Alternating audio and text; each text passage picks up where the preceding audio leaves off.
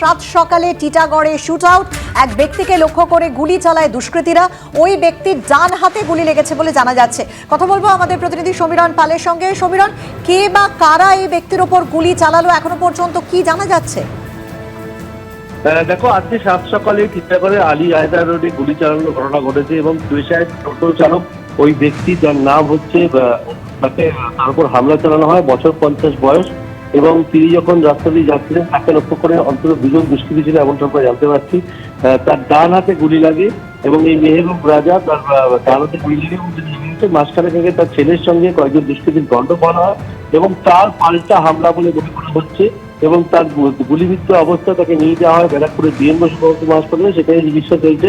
তবে কি কারণে হামলা, কারা হামলা চালানো, সে ব্যাপারে এখনো পর্যন্ত টিটাগড় থানার পুলিশ স্পষ্টভাবে কিছু জানায়নি। কারণ সাত সকালে ঘন জনবসতিপূর্ণ এলাকা টিটাগড়ে আলী আয়দা রোডে গুলি চালানোর ঘটনায় রীতিমতো আতঙ্কিত এলাকার বাসিন্দারা। ধন্যবাদ সমীরণ। উত্তেজনা রাজারহাটেও পঞ্চায়েত অফিসে সালিশি সভায় ডেকে সপাটে চড় দাদাগিরি। অভিযোগ উঠল রাজারহাটের পাথরঘাটা গ্রাম পঞ্চায়েতের তৃণমূল উপপ্রধানের বিরুদ্ধে। কথা বলবো আমাদের প্রতিনিধি সন্দীপ সরকার রয়েছেন আমাদের সঙ্গে টেলিফোন লাইনে। সন্দীপ, কি ঘটেছে?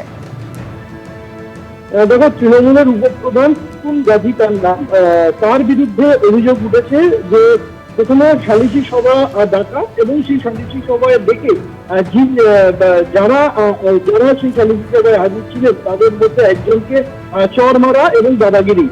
বিষয়টি একটি জমি সংক্রান্ত বিবাদ।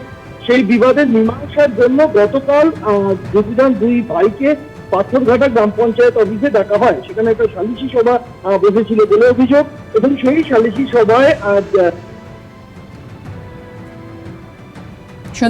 প্রধানকে বলেন এই বিষয়টি আদালতের বিচারাধীন। আর যখনই এই আদালতের বিচারাধীন বিষয় বলে তিনি জানান, অভিযোগ হচ্ছে, তখনই তাকে মারধর করা হয় এবং এখানেই শেষ নয়। এরপরে তিনি ওই ব্যক্তি, আক্রান্ত ব্যক্তি, তিনি যখন রাজারহাট থানা এবং টেকনোসিটি থানার দু জায়গাতেই অভিযোগ জানাতে গিয়েছিলেন বলে তিনি দাবি করছেন। এই দুই থানার মধ্যে একটা টানাপোড়েন চলে যে কোন থানা এলাকায় এই ঘটনা ঘটেছে এবং থানাতেই এই অভিযুক্ত তৃণমূলের উপপ্রধান এবং তার দল হুমকি দিতে শুরু করে বলে অভিযোগ উঠছে। ধন্যবাদ।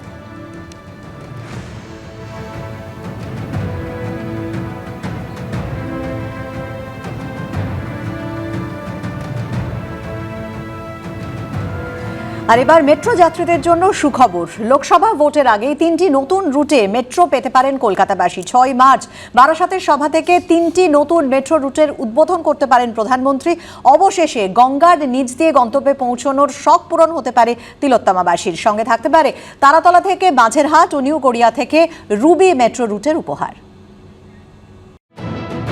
লোকসভা ভোটের আগে পশ্চিমবঙ্গে একগুচ্ছ রেল ও মেট্রো প্রকল্পের সূচনা করছে মোদী সরকার।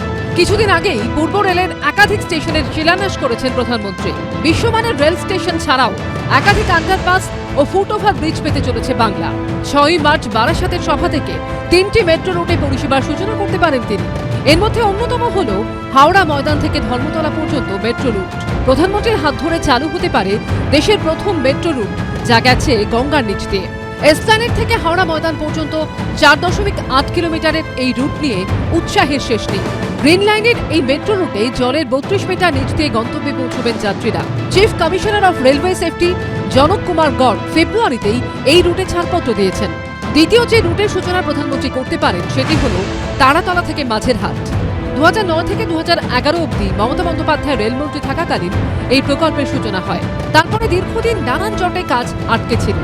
এই মেট্রো রুট চালু হলে বেহালা ও তারাতলায় যানজট অনেকটাই কমার সম্ভাবনা রয়েছে। আগামী সপ্তাহে নিউ গড়িয়া থেকে রুবি পর্যন্ত মেট্রো রুটেরও সূচনা করতে পারেন প্রধানমন্ত্রী। অরিত্রিক ভট্টাচার্য রিপোর্ট, এবিপি আনন্দ, কলকাতা।